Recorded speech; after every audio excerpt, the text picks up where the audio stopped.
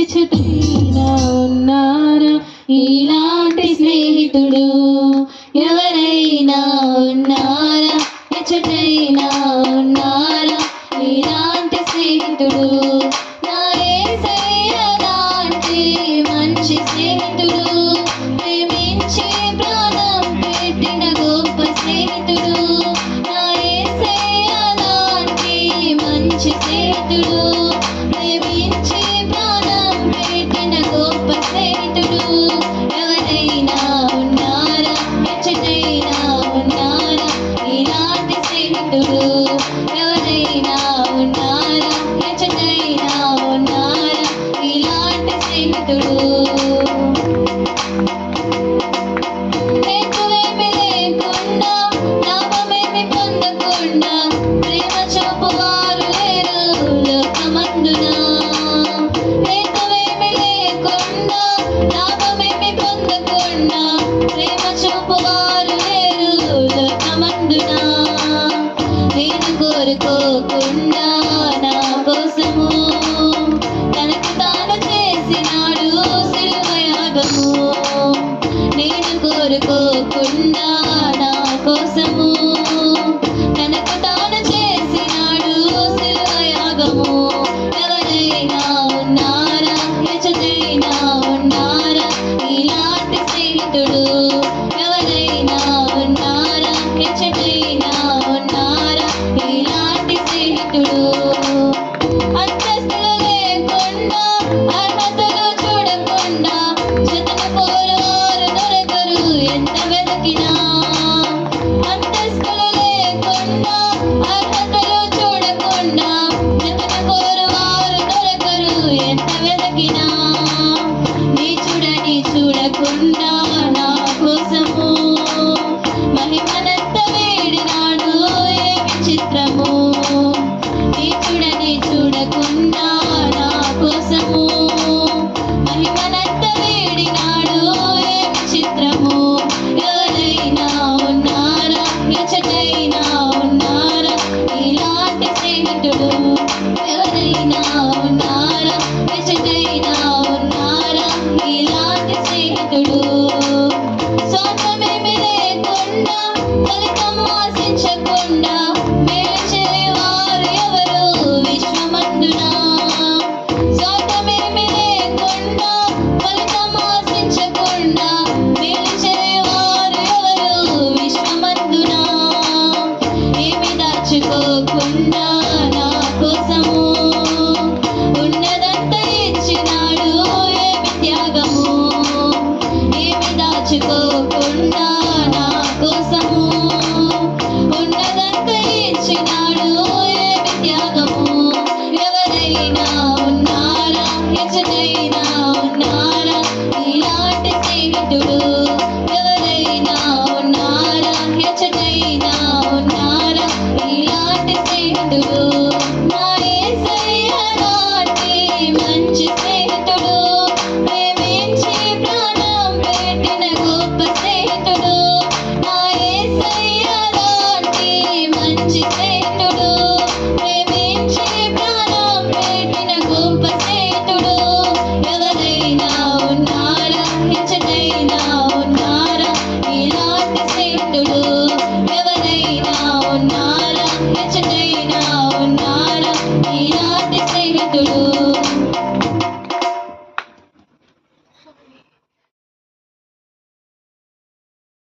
படைத்த ஒரு ஆண்டவர். ஹல்லேலூயா.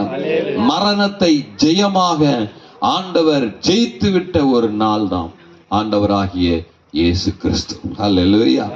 இன்னைக்கு உயிர் தெரிந்த நாளா இருக்கிறதுனாலே இயேசு கிறிஸ்து மரணத்தை அவர் ஜெயித்தார். அவர் இந்த மரணத்தை ஜெயித்த ஒரு ஆண்டவராகிய தேவனாகிய அவர் இருக்கிறார். ஹல்லேலூயா. அந்த மரணத்தை ஜெயித்த அந்த ஆண்டவரை குறித்து தான் இன்றைக்கு உங்களுக்கும் நாங்கள் தெரியப்படுத்த வருகிறோம். இந்த உலகத்திலே எத்தனையோ தெய்வங்கள் உண்டு என்று சொல்லி இருக்கிறார்.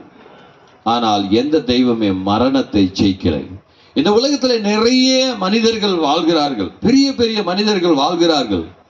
பணம் இருக்கலாம், சொத்து சுகம் இருக்கலாம், ஞானம் இருக்கலாம். அவங்க இந்த உலகத்துல வாழ்கின்ற கொஞ்ச நாள் வரைக்கும் பெரிய பெரிய காரியங்களை சாதிக்கலாம்.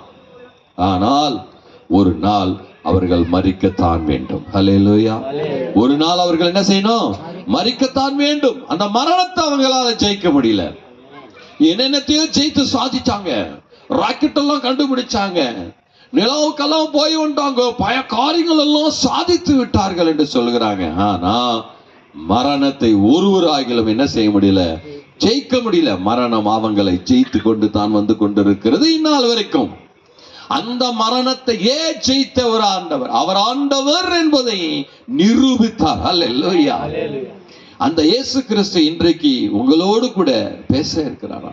மரணம் எல்லா மனிதருக்கும் வருகின்ற ஒரு காரியமாய் இருக்கிறது. ஆனாலும் ஆண்டவர் அந்த மரணத்திலிருந்து நம்மை மீட்கும்படியாக இந்த உலகத்துக்கு அவர் வந்தார். வாசிப்போம்.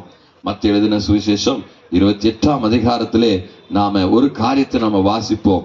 இயேசு கிறிஸ்து அவர் இந்த உலகத்துக்கு வந்து நமக்காக அவர் மரித்து கல்வாரி சிலுவையிலே நமக்காக அவர்கள் பாடுகளை அனுபவித்து நமக்காக அவர் ரத்தம் சிந்த கொடுத்து ஜீவனை நமக்காக கொடுத்த இயேசு அவர் மரித்தார் என்று சொல்லி பார்க்கிறோம். பாவத்தின் சம்பளம் மரணம் என்று சொல்லப்படுகிற அந்த பாவத்துக்கு அவர் சம்பளத்தை நமக்கு என்ன பண்ணிட்டார்? அவரையே கொடுத்து விட்டார். இன்றைக்கு யாரெல்லாம் இயேசுவை விசுவாசிக்கிறார்களோ, நான் உனக்காக வந்தேன் என்று நீங்க யாரெல்லாம் விசுவாசித்து உங்க பாவங்களை தேவனிடத்திலே அறிக்கை செய்து விட்டுவிட்டு இறக்கப்படுகிறீர்களோ, ஆண்டவர் தன் ரத்தத்தினால் உங்களை கழுவி பரிசுத்தமாக்குகிறார். அவர் மரித்து 3வது நாள் உயிரோடு எழும்பின ஒரு நாளிலே என்ன நடந்தது அப்படின்று மாத்திரம் நம்ம கொஞ்சம் பார்ப்போம். வாசிப்போம். 1ஆம் வசனத்திலிருந்து சில வசனங்களை நாம வாசிப்போம். 28ஆம் அதிகாரம் மத்திய எழுதின சுவிசேஷம். ஓய்வு நாள் முடிந்து வாரத்தின் 1ஆம் நாள் விடிந்து வருகையில் மகதலேனா மரியாளும் மற்ற மரியாளும் கல்லறையை பார்க்க வந்தார்கள். அப்பொழுது பூமி மிகவும் அதிரும்படி கர்த்தருடைய தூதன் வானத்திலிருந்து இறங்கி வந்து வாசலில் இருந்த கல்லை புரட்டி தள்ளி அதன் மேல் உட்கார்ந்தான்.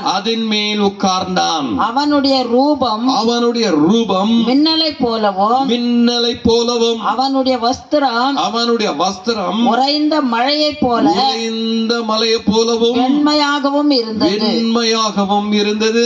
காவலாளர்கள் அவனுக்கு பயந்ததினாலே திடுக்கிட்டு செத்தவர்கள் போல் ஆனார்கள். அல்லேலூயா. ஆண்டவராகிய தேவனுடைய பிள்ளைகளே, இந்த உலகத்தில் இயேசு கிறிஸ்து அவர் மாம்சமா இருக்கும் போது, சரீரமா இருக்கும் போது பலர் பேசினார்கள், பலர் தூற்றினார்கள், பலர் பல கேள்விகளை கேட்டினார்கள். பலர்கள் இயேசு கிறிஸ்து கல்வாரி சிலுவையில் ஒப்பு கொடுக்கும் போது அவர்கள் அவமானம் பண்ணார்கள், உம்மினார்கள், உமிழ்ந்தார்கள், அடித்தார்கள், முள்ளக்கிரீடம் வைத்தார்கள், நீ தேவனா என்று பரிகாசம் பண்ணினார்கள், அவர்கள் அடித்தார்கள், பல காரியங்களை செய்தார்கள். ஆனால் ஆண்டவரோ ஒரு வார்த்தையும் அவர் பேசவில்லை. அவர் மௌனமாயிருந்து விட்டார். ஏனென்றால் அவர் வந்ததே அதற்காகத்தான். இயேசு கிறிஸ்து இந்த உலகத்துக்கு எதற்காக வந்தார் என்று சொன்னார்? மனிதனுடைய பாவத்தினால் வருகிற தண்டனை அத்தனையும் ஒன்று கூட விடாம எல்லாவற்றையும் சுமந்து தீர்க்க அவர் இயேசு கிறிஸ்து இந்த உலகத்துக்கு வந்தார். மனிதனுக்கு பாவத்தினால் என்ன வருகிறது? வியாதி வருகிறது. ஏசாயா புத்தகத்திலே 1ஆம் அதிகாரத்திலே நாம சில வசனங்களை வாசிக்கும் போது சொல்கிறது, ஒரு மனுஷனுக்கு தலையிலிருந்து கால் உள்ளங்கால் வரைக்கும் என்னவா வியாதி இருக்கிறது. அவருடைய இருதயத்திலே வியாதி இருக்கிறது, தலையிலே வியாதி இருக்கிறது. வியாதி இல்லாத ஒரு உறுப்பு கூட இல்லை. எல்லாத்திலும் வியாதி வருகிறது. கண்ணுல வியாதி வருது, காதுல வியாதி வருது, மூக்குல வியாதி வருது, நாக்குல தொண்டையில வியாதி வருது. வியாதி வராத இடமே இல்லை. மேலிருந்து கீழே வரைக்கும் அவனுக்கு என்ன இருக்குதான்? வியாதி வருகிறது. எதனாலே வியாதி வருகிறது? எதனாலே மனுஷன் இப்படியா யாரிக்கிறான்? ஒருவரும் யோசிக்க மாட்டேன்றார்கள். இன்றைக்கு என்ன நினைக்கிறார்கள்? இன்னைக்கு வியாதி வந்தா எந்த டாக்டரை பார்க்கலாம், எந்த ஹாஸ்பிட்டல பார்க்கலாம், எங்க போகலாம், இவைகளை தான் யோசிக்கிறார்களே தவிர ஏன்டா இப்படிப்பட்ட வியாதிகள் வருகிறது என்ற அந்த காரியம் யாரும் யோசிப்பது கிடையாது. யோசித்தாலும் அவர்களுக்கு சில காரியங்கள் புரிவதே இல்லை. இந்த வேதாகமம் என்ன சொல்லுகிறது என்று சொன்னால், எல்லா மனிதனுடைய கேள்விகளுக்கு பதில் கொடுக்கிறது இந்த வேதாகமம். இந்த பாவம் இந்த உலகத்துக்கு எப்படி வந்துச்சு, இந்த வியாதி உலகத்துக்கு எப்படி வந்துச்சு, மனுஷனுக்கு எப்படி வந்துச்சு, இந்த மரணம் என்று ஒன்று இருக்கிறதே, இந்த மரணம் இந்த பூமியிலே மனுஷனுக்கு எப்படி வந்தது என்று எல்லாமே இந்த வேதத்தில் எழுதப்பட்டிருக்கிறது. இயேசு கிறிஸ்து எல்லாவற்றையும் சொல்லி வைத்திருக்கிறார்.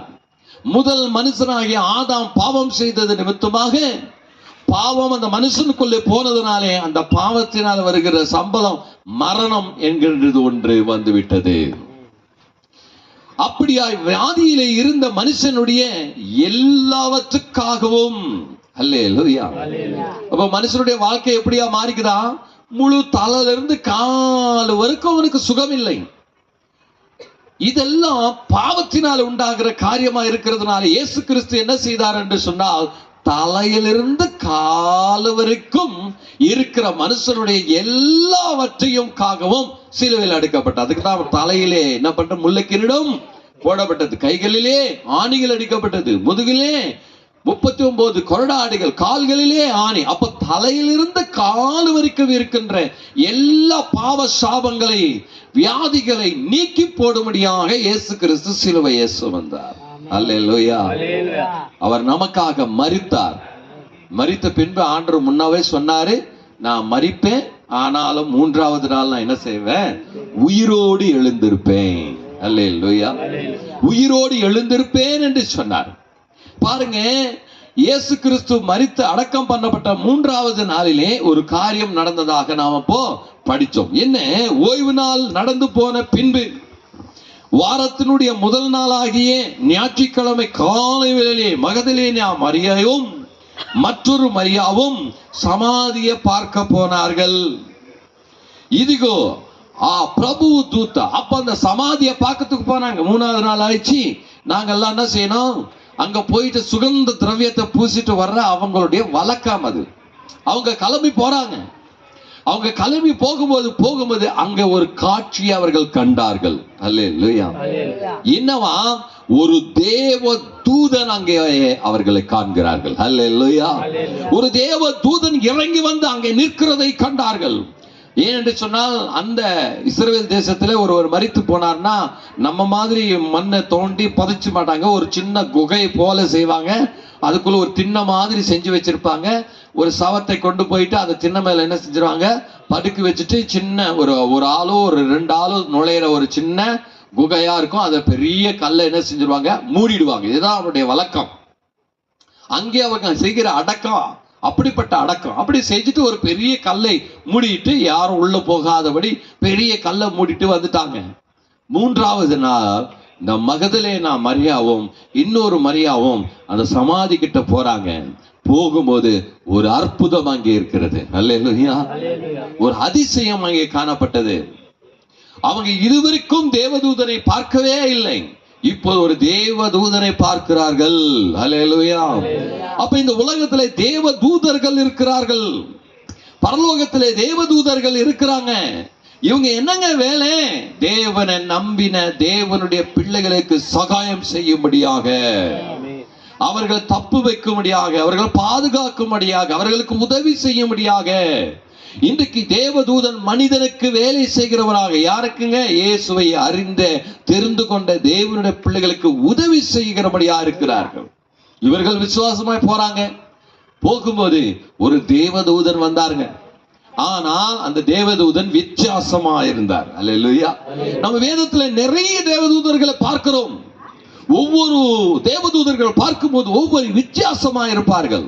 அவர் தோற்றங்கள் வித்தியாசமா இருக்கும், அவருடைய செயல்கள் வித்தியாசமா இருக்கும். யோசுவா பார்க்கும்போது ஒரு தேவதூதரை பார்த்தார். அல்லேலூயா.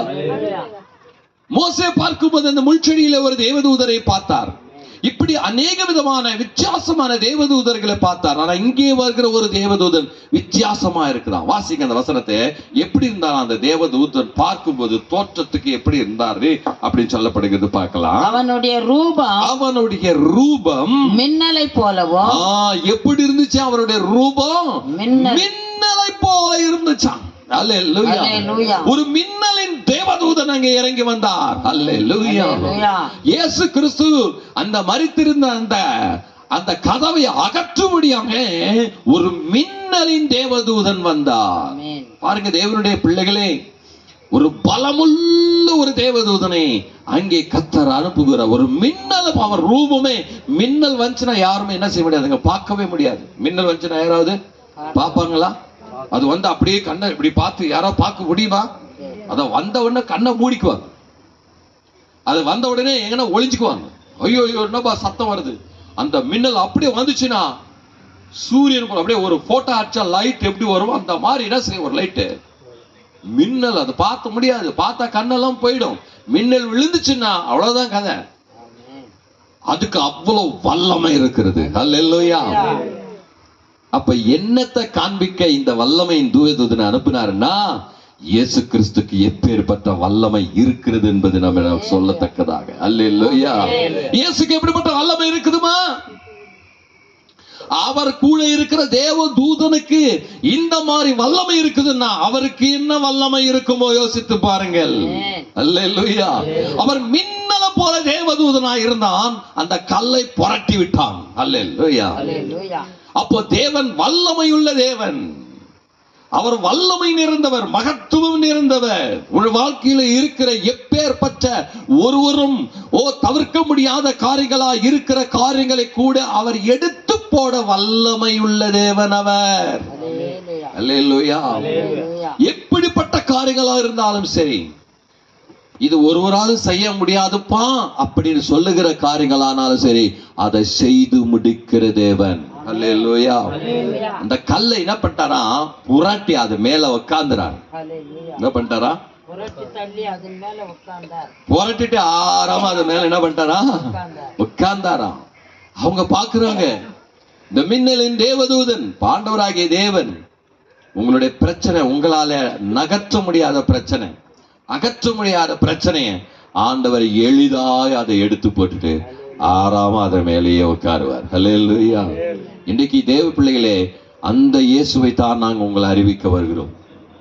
இந்த 2 நாளும் அப்படிப்பட்ட தேவனாகிய கர்த்தர் தான் இவர். நீ விசுவாசிக்கும் போது, நீ அவரை தேடும் போது, நீ அவரிடத்துல வேண்டிக் கொள்ளும் போது, நீ அவரிடத்துல உன்னுடைய நிலைமையை ஒப்பு கொடுக்கும் போது, அவர் எப்பேற்பட்டவராக இருக்கிறார் என்றதை நீ விசுவாசித்து அவர்கிட்ட உன் வாழ்க்கையை ஒப்பு கொடுக்கும் போது, உன் பிரச்சனையை ஒப்பு கொடுக்கும் போது, உன்னுடைய சூழ்நிலையை ஒப்பு கொடுக்கும் போது, அவர் அந்த மின்னலை போல் இறங்கி உன்னுடைய வாழ்க்கையில இருக்கின்ற எல்லா விதமான அந்த கிரைகளை அகற்றி போடுகிற அவர் வல்லமையுள்ள தேவனா இருக்கிறார். அல்லேலூயா. ஆகையால் மின்னலை போல் அந்த தேவதூதன் காட்சி அடைந்தாராம். அவருடைய வஸ்திரங்கள் எப்படி இருந்துச்சாம், உறைந்த வெண்மையா இருந்துச்சாம். ஆமென். அல்லேலூயா. வெள்ள துணி போட்டுட்டு என்ன செய்தாங்க, இருக்கிறதை அவர்கள் அதை கண்டார்கள். அல்லேலூயா. அடுத்து என்ன நடந்துச்சு பாருங்க, கேளு, சீக்கிரமா வாசிப்போம். அவனுடைய ரூபம் மின்னலை போலவும் அவனுடைய வஸ்திரம் உறைந்த மழையை போல வெண்மையாகவும் இருந்தது. காவலாளர் அவனுக்கு பயந்ததினாலே திடுக்கிட்டு செத்தவர்களை போல ஆனாங்க. பாருங்க, காவல்காரல வச்சிருக்கிறாங்க எங்க பக்கத்துல. எதுக்கு? இயேசு கிறிஸ்து 3ஆம் நாள் உயிரோடு எழும்புவார்னு சொல்லி இருக்கிறார்பா. அதுக்காக யாரா என்ன பண்றா, நல்லா போயிட்டு கொலுசுங்கெல்லாம் போட்டு அதுக்கு ஒரு பூட்டை போட்டு முத்திரையை போட்டு 2 பேரை காவல்காரருக்கு யாராவது வராங்களா பாத்துக்கோ, இவர் எப்படி உயிர் தெளிகிறார் என்று பார்ப்போம். அல்லேலூயா. எப்படி உயிர் தெளிகிறார் பார்க்கிறோம். பூட்டி வச்சுக்கிறாங்க. சில நேரத்துல இன்றைக்கு கூட அநேகர் என்ன செய்யறாங்க, இந்த மாதிரி காரியங்கள் செய்யறாங்க. இவங்க எப்படி மேலுக்கு வந்துடலாம் பாக்குறான், இவங்க எப்படி மேலுக்கு வந்துடுறான்னு பாக்குறேன், இவங்க எப்படி வீடு கட்டுறாங்கன்னு பாக்குறேன், இவங்க எப்படி கல்யாணம் பண்ணிடுறான்னு பாத்துறேன், இவங்க எப்படி நல்லா இருப்பாங்க பாத்துறேன். ஒரு பூட்டை என்ன பண்ணிடுறாங்க, போட்டுறாங்க. என்ன செஞ்சுறாங்க, மந்திரத்தை போட்டுறாங்க. இன்னும் என்னென்னலாம் தெரியுமோ அதெல்லாம் என்ன செஞ்சுறாங்க, போட்டுறாங்க. 2 காவல்காரனை போல பிசாசை என்ன செஞ்சாங்க, அமுச்சு விட்டுறாங்க. ஆனா இயேசு கிறிஸ்து எந்த பருப்பும் வேகாது. அல்லேலூயா. இயேசு கிட்ட என்ன செய்யாதுங்க, வேலைக்கு ஆகாது. இன்னைக்கு இந்த ஆண்டவர் யார் என்பதை நீ தெரிந்து கொள் தேவனுடைய பிள்ளைகளே. அவர் எப்பேற்பட்ட காரியங்களா இருந்தாலும், அதுக்குதான் பவுலும் சீலாவும் என்ற ஒரு 2 பேரு என்ன பண்ணாங்க, இயேசு கிறிஸ்துவ குறித்து சொல்ல போறாங்க. அவங்க பேய ஓட்டுனாங்க அந்த ஊருக்கு, அவ்வளவுதாங்க. என்னங்க, என்ன பண்ணாங்க, பேய் ஓட்டினா நல்லதா இல்லையா? இவரும் பிடிச்சு என்ன பண்ணிட்டாங்க, உள்ள போட்டாங்க. ஏன் பேய ஓட்டம் பண்ணி, ஏன்பானா அந்த பேயினால அவங்களுக்கு நல்ல லாபம். குறி சொல்ற ஆவியாது, அவன் குறி சொல்றதுனால இவங்களுக்கு நல்ல லாபம் வந்து நிச்சு. அந்த லாபத்தை நல்லா வாங்கினு என்ன பண்ணிருந்தாங்க, எல்லாம் செஞ்சு. இப்போ அவர் லாபம் போயிடுச்சு.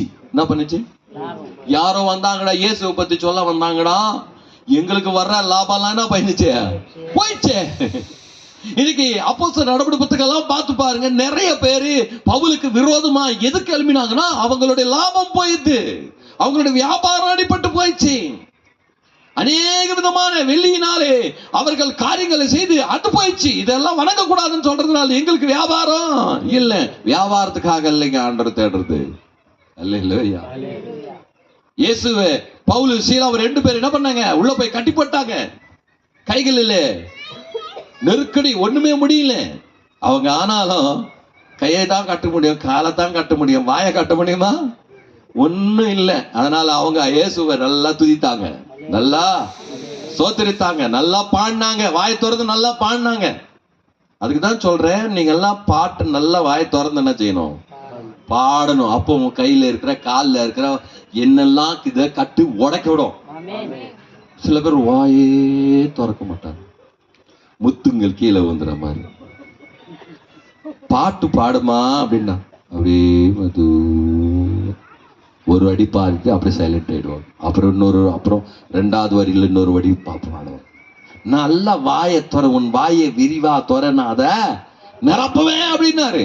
நீ வாயை திறந்து நீ சொன்னாதான், நீ வாயை திறந்து பாடினா துதித்தா உனக்கு இருக்கிற கட்டுக்கு ரசையும் தானே உடைஞ்சிடும். அல்லேலூயா. எப்படியா போயிடுங்க, தானா உடைஞ்ச. பவுல் சீலா என்ன செஞ்சாங்க, அவங்க நாம சந்தோஷமா அல்லேலூயா அப்படின்னு பாட்டு பாடினாங்க. அல்லேலூயா. அவன் கையில இருந்த காலில் இருந்த விலங்குகள் என்ன பண்ண தானா கலண்டு விழுந்துச்சு. மாற்றம் இல்லை, அவங்க போட்டு இருந்த கதவு திறக்கப்பட்டுச்சு. அல்லேலூயா. இந்த இயேசுவை நீ துதித்தார், இந்த இயேசு என்ற வார்த்தை உன் வாயிலிருந்து வரும்போதே, இயேசுவே இயேசுவே என்று நீ கதறும் போதே உனக்கு இருக்கிற கட்டுக்கள் எல்லாம் கர்த்தர் உடைப்பார்.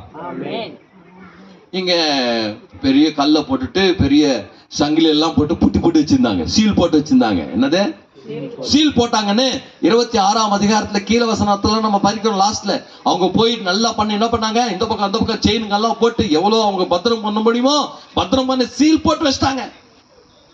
அல்லேலூயா. என்ன தூதன் வந்தாருங்க, மின்னலின் தூதன். அல்லேலூயா. இந்த 2 பேரும் பார்த்ததுனால என்ன, திடுக்கிட்டு செத்தவனை போலானாங்க. அல்லேலூயா. என்னவோ போனாங்க, செத்தவனை போற பார்த்து நிக்கிறாங்க. அந்த தூதனை பாக்குறாங்க, அவன் வந்து உட்காருது, கதவு திறக்குது, கல்லை திறக்கிறாரு, புரட்டுறாரு, எல்லாரும் பாக்குறாங்க. ஆனா இவங்க மாத்திரம் என்ன செய்யல, கையும் காலும் வாயும் கண்ணும் எதுவுமே அசைக்க முடியல. அப்படியே பண்ணிட்டாங்க, கீழே விழுந்துட்டாங்க. அல்லேலூயா. பார்த்துட்டே இருக்கிறாங்க, என்ன நடக்குதுன்னு பார்த்துட்டே இருக்கிறாங்க. அல்லேலூயா. நீ இயேசுவை நோக்கி நீ கூப்பிடும் போது இயேசு ஒரு வல்லமை அனுப்புவார் உனக்கு. அல்லேலூயா.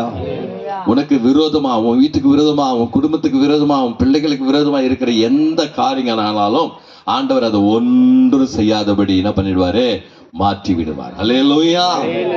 அதுதான் இயேசு செய்கிற காரியம். அங்கே பார்க்கும்போது திடுக்கிட்டு அவர்கள் எல்லாரும் என்ன பண்றாங்க, செத்தவனை போல் ஆகிவிட்டார்கள். அல்லேலூயா. இப்படின்னா அதனுடைய அவங்க பலன் வேலை செய்யல. அவங்களுக்கு பாருங்க, சேனைகள் இருக்கிறவங்களுக்கெல்லாம் நல்ல பலன் இருக்கும் இல்லையா, அவங்க பலன் ஒண்ணுமே வேலை செய்யல. உனக்கு எந்த விதமான பலன் உள்ள பிசாசு அனுப்பி இருந்தாலும் அது ஒன்னும் வேலை செய்யாது செய்து. அதுக்குதான் லூக்கா 10:19 சொல்றாரு, அல்லது பாம்புகளை மிதிக்கவும் தேள்களை நசக்கவும் பிசாசுனுடைய பலன் எல்லாவற்றின் மேலே நான் உனக்கு அதிகாரத்தை கொடுத்திருக்கிற, அவை ஒண்ணு உன்னை சேதப்படுத்தாது. அல்லேலூயா. பிசாசுனுடைய பலத்தை காட்டிலும் அது மேல உனக்கு அதிகாரத்தை கொடுத்திருக்கிறையா. அது ஒண்ணும் செய்யாது ஒண்ணு. அல்லேலூயா. இவங்க இருந்தாங்க, இவங்க ஒண்ணும் செய்யல. அல்லேலூயா. எங்க இருந்து வந்துச்சா? இது இந்த பூலகத்தில் இருக்கிற ஒரு மனிதர்கள் அல்ல. அது யாரு? தேவதூதர். ஹல்லேலூயா. இயேசுவை விசுவாசிக்கும் போது தேவ பிள்ளைகளே, உனக்கு துணை மனுஷர்கள் அல்ல, பரலோகத்தில் இருக்கிற தேவதூதர் உனக்கு கொடுப்பார். சங்கீதம் 34 படிக்கும் போது அதான், கர்த்தருக்குள் பயபக்தி இருக்கிறவர்களை சுற்றிலும் தேவ தூதர்கள் காவலை காப்பார்கள். ஹல்லேலூயா. ஆமா, நம்மை சுற்றிலும் தேவ தூதர்கள் இருப்பார்கள் என்று வேதம் சொல்லுகிறது. இங்க வந்து பார்க்கும்போது சத்துருக்கள் வெக்கப்பட்டு போயாச்சு. அல்லேலூயா. இன்றைக்கு இயேசு கிறிஸ்து உயிர் திறந்த இந்த நாளிலே நாங்களும் சொல்ல வந்திருக்கிறோம், உங்களுக்கு விரோதமா இருக்கிற காரியங்கள் எதுவா இருந்தாலும் அதெல்லாம் ஒன்றுமில்லாமல் கர்த்தர் மாற்றி போடுவார். அல்லேலூயா. அதுவும் வீட்டை கட்டி வச்சிருக்கிற பிசாசா இருக்கலாம், இல்ல இந்த லேக் ஸ்ட்ரீட்டையே கட்டி வச்சிருக்கிற பிசாசா இருக்கலாம். அல்லேலூயா. எந்த விதமான கட்டுகள் ஆனாலும் என் தேவனாகிய கர்த்தர் அதை உடைத்து போட அவர் வல்லமுள்ள தேவனா இருக்கிறார். வாசிங்க, கண்டினியூ. அடுத்து என்ன நடக்கிற பாருங்க. காவலாளர் அவனுக்கு பயந்ததினாலே திடுக்கிட்டு செத்தவர்கள் போல் ஆனார்கள். தூதன் அந்த ஸ்திரீகளை நோக்கி, அந்த 2 பேரும் வராங்க. யாரு? அந்த 2 பேர் ஸ்திரீ வந்து பாக்குறாங்க. இந்த மின்னல் தூதன் இறங்குறாரு, கதவை திறந்து போச்சு, அந்த கல்லெல்லாம் என்ன பண்ணி இருந்த கட்டுக்கெல்லாம் உடைஞ்சிச்சு. அங்க 2 பேர் என்ன பண்ணாங்க? சத்தவரு போனாங்க. இவங்களுக்கு பயம் வந்துச்சு. என்ன வந்துச்சு? என்ன நடக்குதுன்னு தெரியல, கை கால்லாம் வணக்குது. இவங்களை பார்த்து ஒரு வார்த்தை சொல்றாரு. என்ன வார்த்தை சொல்றாரு பாருங்க. ஸ்திரீகளை நோக்கி நீங்கள் பயப்படாதிருங்கள். அல்லேலூயா. இயேசுவை விசுவாசிக்கிறவங்களை பார்த்து சொல்ற, நீ பயப்படாதே. நீ என்ன செய்த? நீ பயப்படாதே. எதுக்கும் நீ பயப்படாதே. எந்த காரியத்துக்கும் நீ என்ன செய்யாத. நீ பயப்பட வேண்டிய அவசியமே இல்லை. ஆண்டவர் உனக்கு துணை செய்கிறார். ஆண்டவர் உனக்கு உதவி செய்ய வந்திருக்கிறாரு. பயப்படாதே. சீக்கிரம். சிலுவையிலே அறையப்பட்ட இயேசுவை தேடுகிறீர்கள் என்று அறிவேன். நான் அறிவேன். அவர் இங்கே இல்லை. தாம் சொன்னபடியே உயிர்த்தெழுந்தார். போதும். அல்லேலூயா. இங்க சொல்றாரு, அப்பா நீங்க வந்து அந்த இயேசு கிறிஸ்து சிலுவையிலே போடப்பட்ட இயேசுவை தேடி வந்திருக்கிறீங்கன்னு நான் அறிவேன். நீ தேடுகிறது எதுவோ தேவனுக்கு தெரியும். நீ எதை தேடி நிக்கிறியோ, என்ன வேணுமோ அது அவருக்கு தெரியும். நீ சொல்லாவிட்டாலும் தெரியும். நீ எதை தேடுகிறமா? நீ நிம்மதியை தேடுகிறியா? சந்தோஷத்தை தேடுகிறியா? விடுதலை தேடுகிறியா? எதை தேடிக்கொண்டிருக்கிறாய்? நீ தேடிக்கொண்டிருக்கிறது எதுவோ அது எனக்கு தெரியும். அல்லேலூயா. நீ எதை தேடிக்கொண்டிருக்கிறாயோ, நேற்று தினத்துல பார்த்தோம், அவர் உன்னை தேடி வந்தாரு. அல்லேலூயா. நேற்று தினத்துல அவர் விழிக்கா சொன்னாரு, அவர் தேடி வந்தாரு. இன்னைக்கு நீ தேடுறது ஏதோ அவருக்கு தெரியும். நீ எதை தேடிக்கொண்டிருக்கிறாயோ அது நான் அறிவேன். நீங்க சிலுவையில அறையப்பட்ட இயேசுவை தானே தேடி வந்தீங்க. இன்னைக்கு இந்த கூட்டத்துக்கு நீ என்ன தேடி வந்திருக்கிற? எதை தேடி வந்திருக்கிற? அல்லேலூயா. நீங்க அதான் பாக்குற சொல்றாரு, நீ எதை தேடி வந்திருக்கிற ஆண்டவருக்கு தெரியும். நீ சிலுவையில் அறையப்பட்ட தேடி வந்திருக்கிற அவர் இங்கே இல்ல. அல்லேலூயா. அவர் இங்கே இல்ல, அவர் உயிர் தெழுந்து விட்டார். அல்லேலூயா. என்ன சொன்னாரா? அவர் இங்கே இல்லம்மா, நீங்க மரித்து போன இயேசுவை பார்க்க வந்தீங்க, அவருடைய சடலத்தை பார்க்க வந்தீங்க.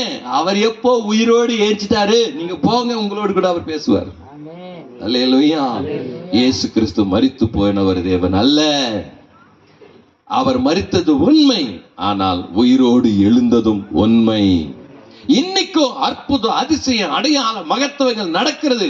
இயேசு கிறிஸ்து 2025 வருஷத்துல உனக்காக, எனக்காக, மனுகுலத்துக்காக, பாவத்துக்காக, சாபத்துக்காக, மீறுதலுக்காக அடிக்கப்பட்டு மரித்து அடக்கம் பண்ணப்பட்டு உயிரோடு ஏஞ்சி இன்னை வரைக்கும் நம்மோடு கூட நம்ம மத்தியிலே அவர் உலாவிக் கொண்டே இருக்கிறார். அல்லேலூயா. ஆகையாலே நீ தேடுகிறவர் இல்லை என்று சொல்ல வருகிறார். அல்லேலூயா. அவர் என்ன பண்ணார்னா எல்லாரும் உயிர் தள செய்ய வந்தார். அல்லேலூயா. அவர் மரித்து உயிர் தளர்ந்தது எதுக்குன்னா, மரித்து போயிருக்கிற ஜனங்களை உயிர் தளவ செய்ய வந்தார். அல்லேலூயா. செத்து போயிருக்கிற மனிதனை உயிரோடு எழுப்ப வந்தாரு. எதுல செத்து போயிருக்கிறான் என் மனுஷன்? இப்ப வாசிப்ப வேகமாக. எபேசியர் புத்தகம் 2ஆம் அதிகாரம் 1-2 வசனத்தை வாசிக்கும் போது, ஒரு மனுஷன் செத்து போயிருக்கிறான், அவனை உயிரோடு எழுப்பும்படி ஏசாயா வந்திருக்கிறார். எதுல செத்து இருக்கிறான் பாருங்க. எபேசியர் 2:1. ఎఫెసీయుల రాసిన పత్రిక 2వ అధ్యాయం మొదటి వాక్యం. మీ అపరాధముల చేతను పాపముల చేతను మీరు చచ్చిన వారై ఉండగా ఆయన మిమ్మల్ని క్రీస్తుతో కూడా బ్రతికించెను. తమిళే. அக்கிரமங்களினாலும் பாவங்களினாலும் மரித்தவர்களாய் இருந்த உங்களை உயிர்ப்பித்தார். ஹல்லேலூயா. இன்றைக்கு ஒவ்வொரு மனுஷன் என்னதான் செத்து போய் கொண்டிருக்கிறான். என்னங்க அப்படின்னா என்ன அர்த்தம்?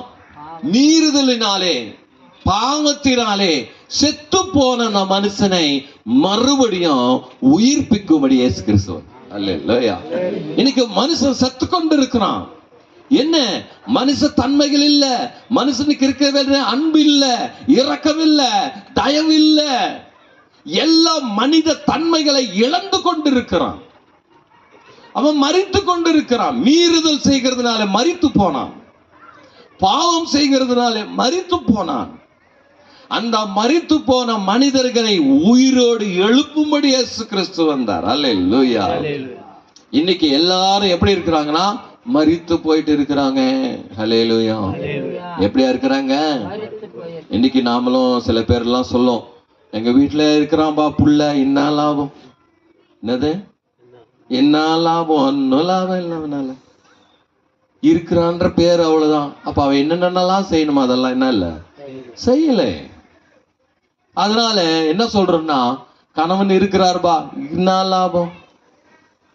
மனைவி இருக்குதுப்பா, பிள்ளைங்கள் இருக்கிறாங்கப்பா, என்ன லாபம்? அப்படின்னா இருக்கிறான், ஆனா மரித்து போயிருக்கிறான். ஆண்டவராக இயேசு கிறிஸ்து இந்த உலகத்துல மனிதனை என்ன செஞ்சாரு? படைத்து வைத்தாரு. ஆனா மனுஷனோ மரித்து போனான். பாவம் செய்து, மீறுதல்களை செய்து, அக்கிரமம் செய்து அவன் மரித்து போயிருக்கிறான். அந்த மரித்து போயின மனுஷனை உயிரோடு எழுப்பும்படித்தான் இயேசு கிறிஸ்து மரித்து உயிர் தெழுந்தார். அல்லேலூயா. வாசிப்போம். அதே அந்த 1ஆம் அதிகாரத்திலேயே 4-5 வசனங்களை நாம் வாசிப்போம். பாருங்க, 2ஆம் அதிகாரத்திலே எபேசியர் 2ஆம் அதிகாரம் 4-5 வசனங்களை வாசிப்போம். தேவனோ இரக்கத்தில் ஐஸ்வர்யம் உள்ளவராய். பாருங்க, தேவன் எப்படிப்பட்ட தேவனா? இரக்கத்தின் ஐஸ்வர்யம் உள்ளவராய் நம்மில் அன்பு கூர்ந்த தம்முடைய மிகுந்த அன்பினாலே அக்கிரமங்களில் மரித்தவர்களாய் இருந்த. பாருங்க, அக்கிரமங்களில் மரித்தவராய் இருந்த நம்மை கிறிஸ்துவுடனே கூட உயிர்ப்பித்தார். கிருபையினாலே ரட்சிக்கப்பட்டீர்கள். ஆமென். హల్లెలూయా. తెలుగులో చదువు 2వ అధ్యాయం 4-5 వాక్యాలు. అయినను దేవుడు కరుణా సంపన్నుడై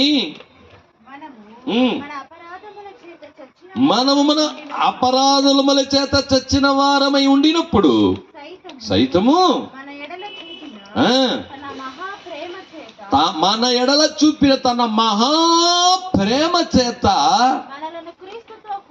క్రీస్తుతో కూడా బ్రతికించెను. அல்லேலூயா. நாம மரித்து போனதுனால அவரும் மரித்து போய் அவர் உயிரோடு எழுப்பினதுனாலே அவரை விசுவாசிக்கிறவர்களா இருக்கிற நம்மளை கூட உயிரோடு அவர் எழுப்பத்தக்கதாக கிருபையினாலே நாம ரட்சிக்கப்பட்டிருக்கிறோம். அவருடைய மகா அன்பு நம்மை என்ன பண்ண இந்த உலகத்துக்கு கொண்டு வந்து அவர் மரித்து நமக்காக உயிர் தெழுந்தார். ஹல்லேலூயா. இன்னைக்கு நிறைய பேர் என்ன செஞ்சிருக்கிறாங்கன்னா செத்து போய் கிடக்குறாங்க. என்ன செய்யறாங்க? எஸ். எதனாலனா ஆண்டவர் கொடுத்த காரியங்களை உணராம, அறியாம, நன்றி இல்லாம இருக்கிறான். இன்னைக்கு இந்த உடல், இந்த உறுப்புகள் யார் கொடுத்ததுங்க?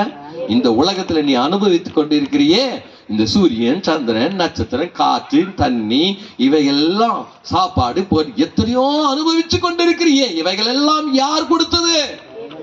தேவன் கொடுத்தார். அந்த தேவனுக்கு நன்றி உள்ளவனா இருக்கிறியா என்றால் இல்லை.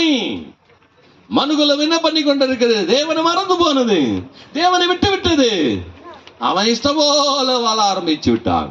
அல்லேலூயா. மரித்து போய் விட்டான்.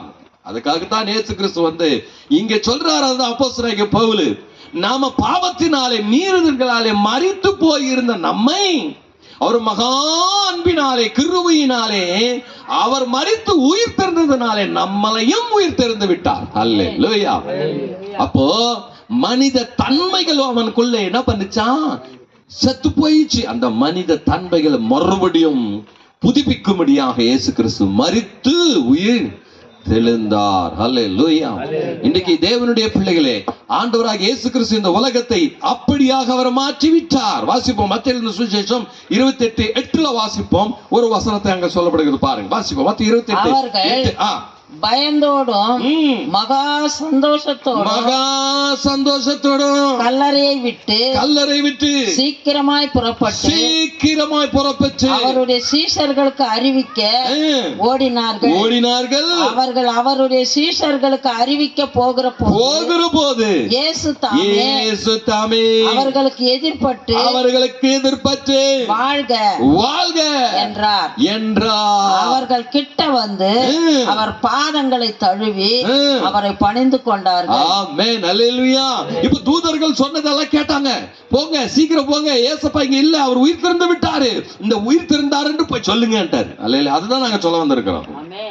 ஏசப்பா என்ன இல்லைங்க, மரிச்சு போலங்க, ஏசப்பா என்ன பண்ணிருக்கிறாரு, உயிரோடு எழும்பி இருக்கிறார் என்று நாங்களும் சொல்ல வந்திருக்கிறோம். இந்த இயேசு மரித்து போன இயேசு இல்ல, இந்த இயேசு உயிரோடு கூட இருக்கிற இயேசு. அல்லேலூயா. உயிரோடு கூட இருக்கிற இயேசுவா இருக்கிறார். அவங்க அந்த தூதன் சொன்னது உடனே புறப்பட்டு ஓடிக்கொண்டு இருக்கிறாங்க சொல்றதுக்காக. உடனே எதிர்க்க இயேசு திரும்பிட்டார். அல்லேலூயா. யாரு வேண்டாருங்க, உடனே பார்த்துட்டாங்க. அங்கதான் அந்த கல்லறை கிட்ட என்ன பண்றாரு, தேவதூதன் சொல்லி கொண்டு இருக்கிறார், நீங்க எதுக்காக வந்தீங்க? மரித்து போன இயேசுவை பார்க்க. அவர் இங்க இல்ல, அவர் எப்போது எழும்பிட்டார், நீங்க போய் சொல்லுங்க அப்படின்னு சொல்லும் போது அவர் எதிர்க்க வந்தார். அல்லேலூயா. எதிர்க்கு வந்து நீக்கு சுபமோ, அல்லேலூயா, உனக்கு நன்மை, உனக்கு மகிழ்ச்சி, உனக்கு ஆசீர்வாதம். என்ன சொல்றாரு பாருங்க, தமிழ்ல என்ன சொல்றாரு பாருங்க. இயேசு எதிர்க்க நின்று தெலுங்குல பயத்தோடும் மகா சந்தோஷத்தோடும் கல்லறை விட்டு சீக்கிரமாய் புறப்பட்டு அவருடைய சீஷர்களுக்கு அறிவிக்க ஓடினார்கள். அவர்கள் அவருடைய சீஷர்களுக்கு அறிவிக்க போகிற போது இயேசு தாமே எதிர்பட்டு வாழ்க வாழ்க. அல்லேலூயா. இயேசு என்ன சொன்னாரா? வாழ்க அப்படின்னார். அல்லேலூயா. இயேசு கிறிஸ்து எதுக்காக வந்தார்னா உன்னை வாழ வைத்தவர் தான். அல்லேலூயா. சுபம் நீக்கு சுபமவனுக்காக. அல்லேலூயா. வாழ்க அப்படின்னு அவர்களை வாழ்த்தினார். அல்லேலூயா. ஆண்டவர் உன்னை எதுக்காக வந்தார்னா சபிக்க வரல, அவர் உன்னை வாழ்த்த வந்தாரு, ஆசீர்வதிக்க வந்தாரு, விடுதலை கொடுக்க வந்தாரு, கட்டுக்களவுக்க வந்தாரு. அவர் ஏதோ விஷயத்துல உன்னை தண்டிக்க அவர் என்ன செய்யல, வரல. ஆனா இரண்டாம் முறை வரும்போது தண்டிக்க வருவார். அல்லேலூயா. இப்ப என்ன இல்ல, தண்டிக்க வரல, அவர் மன்னிக்க வந்திருக்கிறாரு. நீ வாழ்க அப்படின்னு அவர்களுக்கு என்ன செஞ்சார், சொல்ல வந்தார். இன்றைக்கு அந்த இயேசுவை நாங்களும் சொல்ல வந்திருக்கிறோம். அவர் உயிர் தெழுந்தார் என்று சொல்கிறது மட்டுமல்ல, அவர் உயிர் தெழுந்தது உன்னை வாழ வைக்க உயிர் தெழுந்தார் என்றதையும் சொல்ல வந்திருக்கிறோம். அல்லேலூயா. அவர் உன்னை வாழ வைப்பார். இன்னைக்கு வாழ முடியாம எத்தனை பேர் தவித்துக் கொண்டு இருக்கிறாங்க தெரியுமா? இன்னைக்கு வாழ தெரியாம எத்தனை பேர் தவித்துக் கொண்டு இருக்கிறாங்க. இனி வாழ்க்கையே வேணாம், மரித்து விடலாம் என்று சொல்லி தங்கள் வாழ்க்கையில வெறுப்புகள் உண்டாகி எத்தனை பேர் தவித்துக் கொண்டு இருக்கிறாங்க தெரியுமா? ஆனால் இயேசு சொல்கிறார், இன்றைக்கு நீ வாழ்க என்று உன்னை சொல்கிறார். அல்லேலூயா. நான் உன்னை என்ன செய்வேன், வாழ வைப்பேன். அல்லேலூயா. நான் உன்னை என்ன செய்வேன், ஆமா, எந்த சூழ்நிலையால இனி வாழவே வேண்டாம் நினைச்சிருக்கிறியோ அந்த சூழ்நிலைகள் எல்லாம் மாற்றி உன்னை நான் வாழ வைப்பேன். அல்லேலூயா. சுபமணி செப்பேனும். இயேசு கிறிஸ்து உயிர் திருந்து அவர் சொன்ன வார்த்தை சுபம், வாழ்க. அல்லேலூயா. வாழ்க என்று சொன்ன உடனே அவர்கள் என்ன பண்ணாலும் இயேசுவை பணிந்து அவர்கள் தொழுது கொண்டு மறுபடியும் ஓடி போய், நாங்க தூதரையும் பார்த்தோம், இயேசுவையும் பார்த்தோம். அல்லேலூயா. தூதரையும் பார்த்தோம், இயேசுவையும் பார்த்தோம் என்று சொல்லி அவர்கள் போய் சொல்கிறார். தேவனுடைய பிள்ளைகளே, இன்றைக்கும் இந்த தெருவில் இந்த சத்தத்தை கேட்டுக்கொண்டிருக்கிறேன். தேவனுடைய பிள்ளைகளே, அந்த இயேசுவை உன் வாழ்க்கையில நீ அழைக்கும் போது அவர் உன் வாழ்க்கையில எப்படிப்பட்ட காரியங்களா இருந்தாலும் அதை மாற்றி போட்டு உன்னை வாழ வைக்கிற தெய்வம். அல்லேலூயா. உன்னை வாழ வைக்கிற தேவனாய் இருக்கிறார். உன்னை ஆண்டவர் அற்புதமாய் வாழ வைக்கிற ஒரு தேவனாய் இருக்கிறதுக்காகத்தான் அவர் உயிர் தெரிந்து விட்டார். அல்லேலூயா.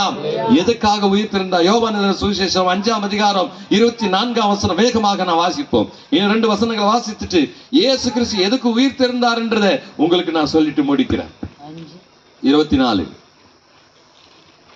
என் வசனத்தை கேட்டு என்னை அனுப்பினவரை விசுவாசிக்கிறவனுக்கு நித்திய ஜீவன் உண்டு. அவன் ஆக்கினை தீர்ப்புக்கு உட்படாமல் மரணத்தை விட்டு நீங்கி ஜீவனுக்கு உட்படுத்தி இருக்கிறார் என்று மெய்யாகவே உனக்கு சொல்லுகிறேன். பாருங்க, ஆண்டவர் சொல்றாரு. தெலுங்குல சொல்லுதாமா வாக்கியம், மெய்யாகவே உனக்கு சொல்லுகிறேன் என்றார். வாசிப்போம் 5:24 தெலுங்குல. నా మాట విని నన్ను పంపిన వాని యందు విశ్వాసముంచువాడు నిత్య జీవము గలవాడు, వాడు తీర్పులోనికి రాక మరణములో నుండి జీవములోనికి దాటి ఉన్నాడని நீతో நிச்சயமுகா చెప్పుతున్నాను. பாருங்க, நீ இயேசுவை விசுவாசிக்கும் போது, இந்த இயேசுவை விசுவாசிக்கும் போது மரணத்திலிருந்து ஜீவனுக்கு நீ தாண்டி இருக்கிற. என்ன செஞ்சிருக்கிறீங்க? ஆமா, మీరు தாட்டி ఉన్నారు. ஹல்லேலூயா.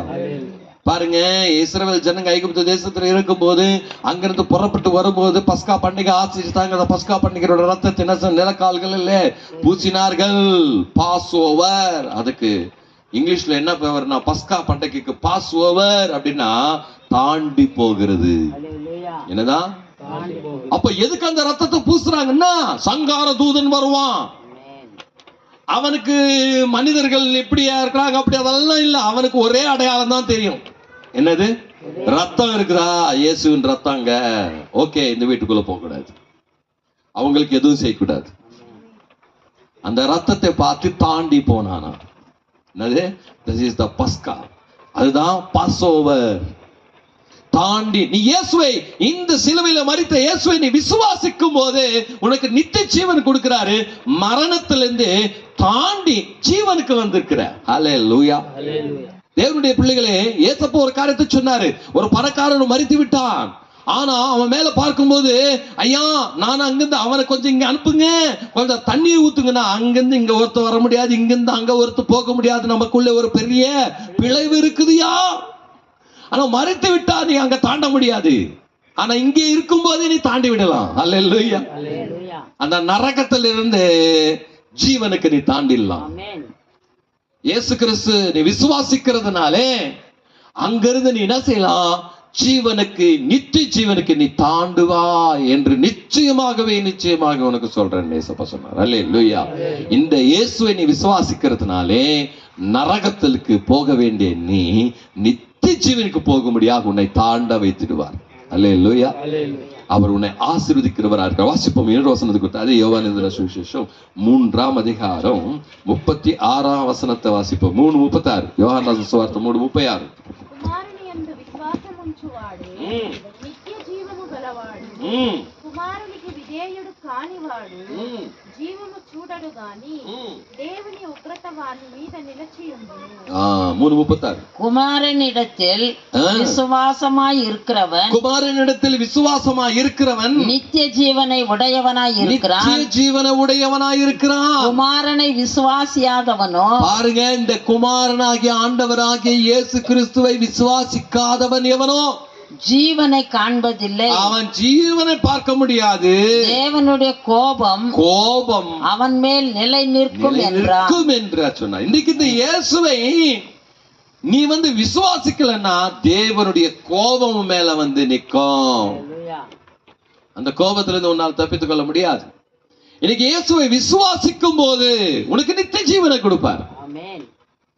அந்த இயேசுவை என்னதான் சொல்லிக் கொண்டிருந்தாலும் நம்பாத சில கூட்டங்கள் இருக்கிறது.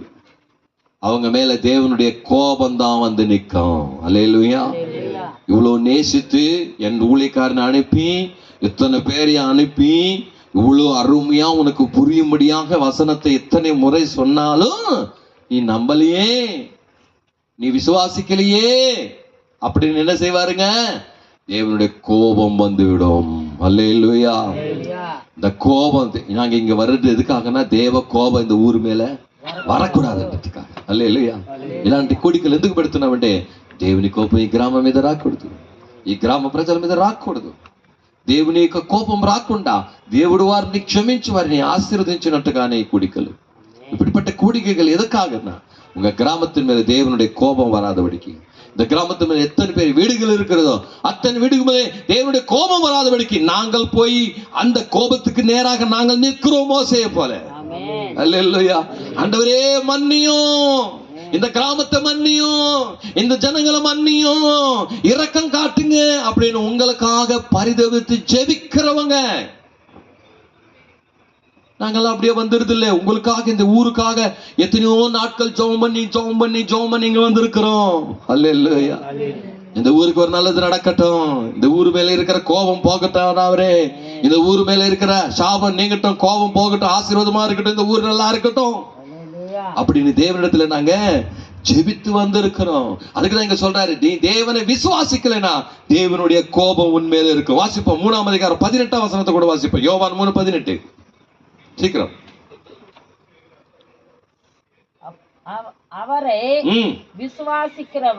அவரை விசுவாசிக்கிறவன் ஆக்கினைக்குள்ளாக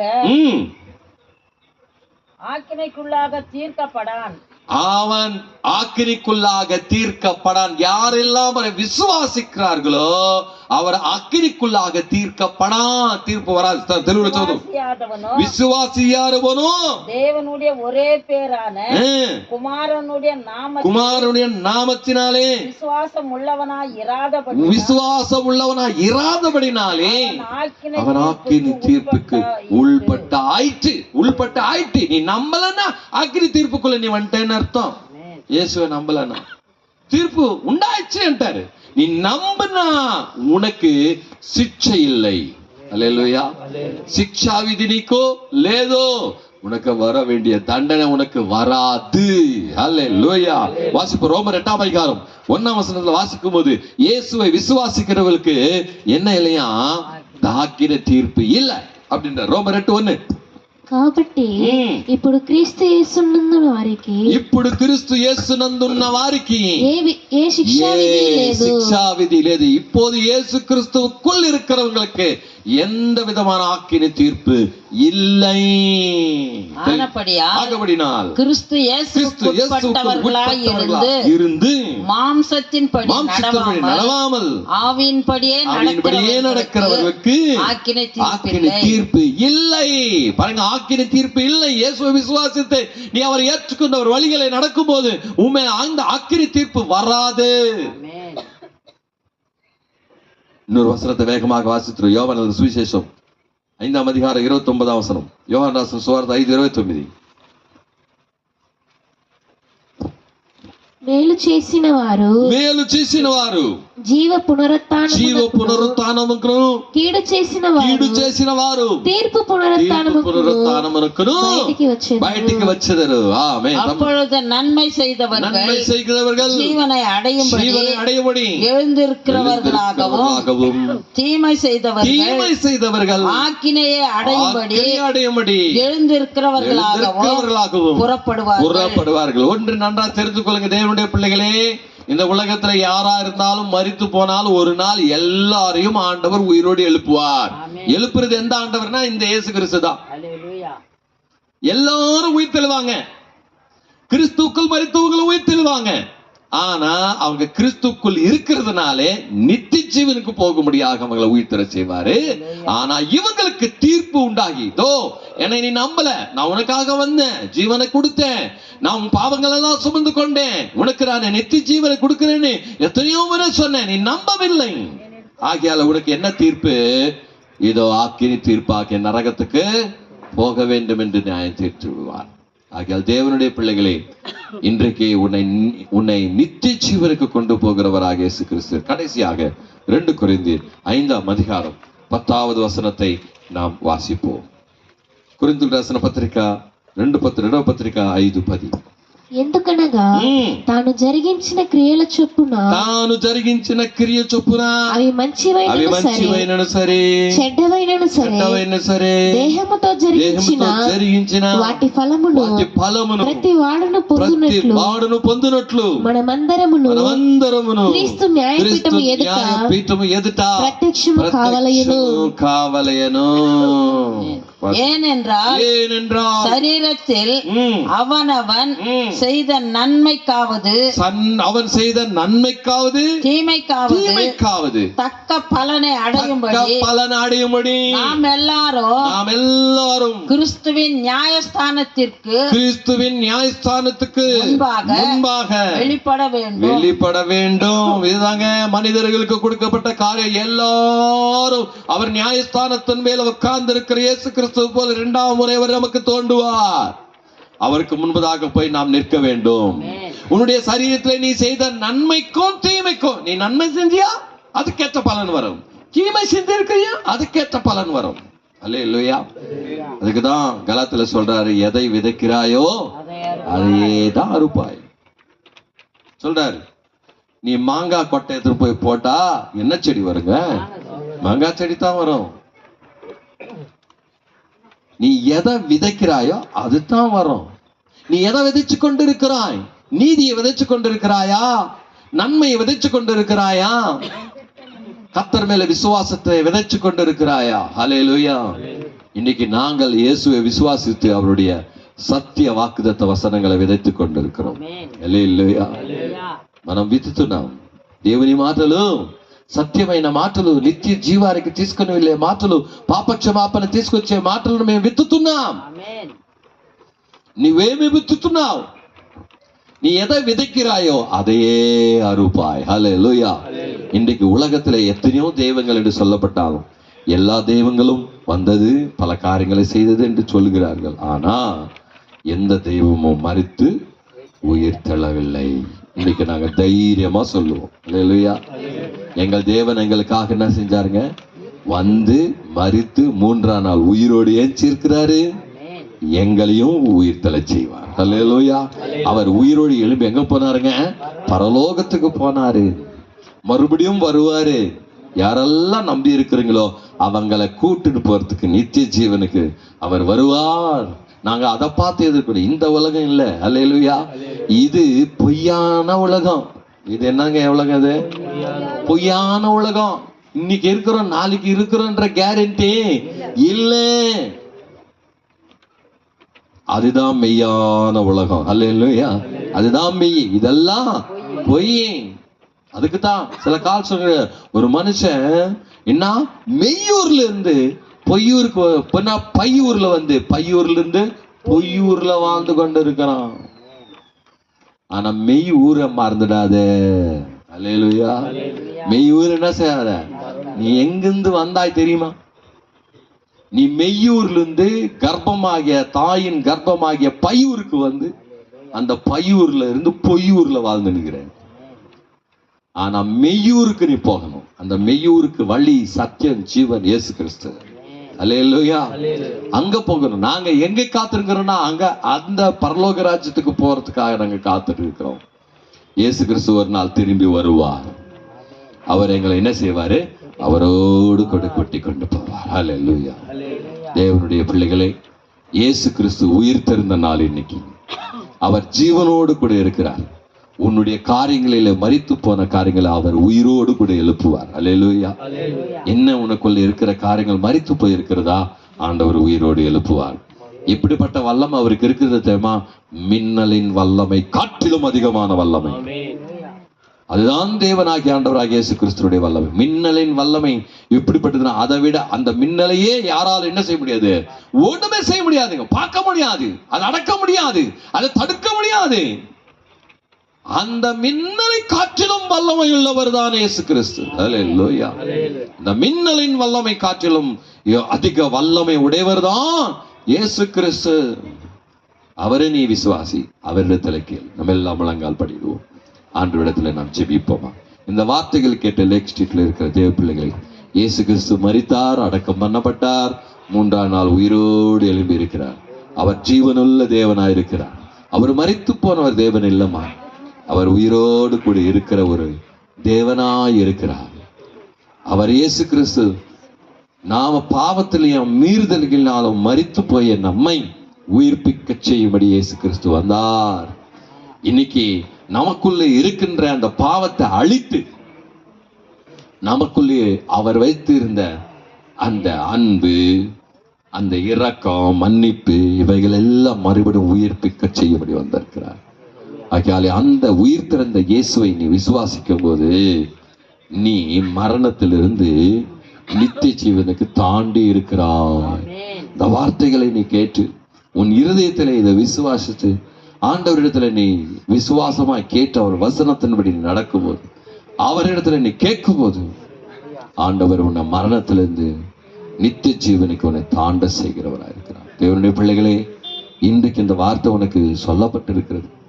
அடுத்த வார்த்தை நீ கேட்கறதுக்கு முன்பாக இன்னைக்கு தான் நான் இன்னைக்கு கேட்டேன், இன்னைக்கே என் இருதயத்தை ஏசப்பா கொடுக்குறேன், இன்னைக்கே என் வாழ்க்கை ஏசப்பா கொடுக்குறேன், இன்னைக்கே நான் அவரை நம்புறேன், இன்னைக்கே நான் அவரை ஒப்பு கொடுக்குறேன் என்று உன் இருதயத்துல நீ இன்னைக்கு விசுவாசித்து ஏசப்பாக்கு உன் வாழ்க்கையை கொடு, ஏசப்பாக்கு உன் இருதயத்தை கொடு, ஏசப்பாக்கும் அவர் இருதயத்தை கொடுத்து அவரை நம்பி அவர் விசுவாசித்து அவர் கூப்பிடும் போது, அவரிடத்துல கேட்கும் போது உன் வாழ்க்கையில எல்லா மாற்றங்களையும் ஆண்டவர் செய்கிறவராயிருக்கிறார். மரணத்தையே ஜெயித்த ஒரு நல்ல தேவன் அவர், வல்லமையுள்ள தேவன். எவ்வளவு வல்லமை இருந்த ஒரு மரணத்தை ஜெயிக்க முடியும்.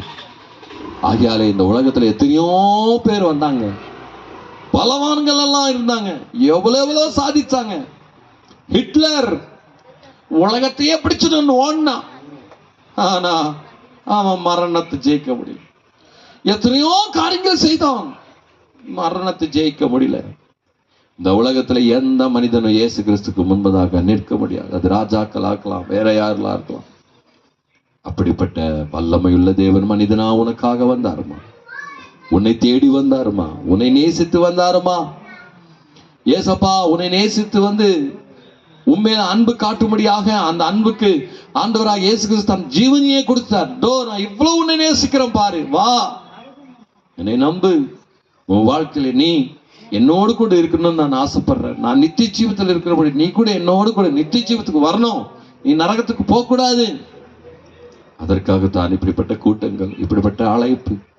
இயேசு கிறிஸ்து உங்களை அழைக்கிறார். நீ இருந்த வண்ணமாக ஆண்டவருக்கு உன் இருதயத்தை முழுசா கொடுத்துரு. அவர்கிட்ட கேளு, வேண்டுதல் செய். அவர் உன் உள்ளத்துல வருவார், உன் வாழ்க்கையில வருவார், உன் குடும்பத்துல வருவார், எல்லாவற்றையும் மாற்றி போடுவார். உனக்கு ஒரு சமாதானத்தையும் சந்தோஷத்தையும் ஆரோக்கியத்தையும் நித்திய ஜீவனையும் அவர் கொடுக்க வல்லமுள்ள தேவனாக இருக்கிறார். அவர் சமூகத்தில் ஒப்பு கொடுப்போமா? நாம் ஜெபிப்போம். ஸ்தோத்திரிக்கிறோம் ஆண்டவரே, எங்கள் அதிகமாய் நேசித்து வழிநடத்தி வருகிற எங்கள் அன்பின் பரலோக பிதாவே, இந்த ஆசீர்வதிக்கப்பட்ட இந்த பரிசுத்தமான நாளுக்காக ஸ்தோத்திரம்.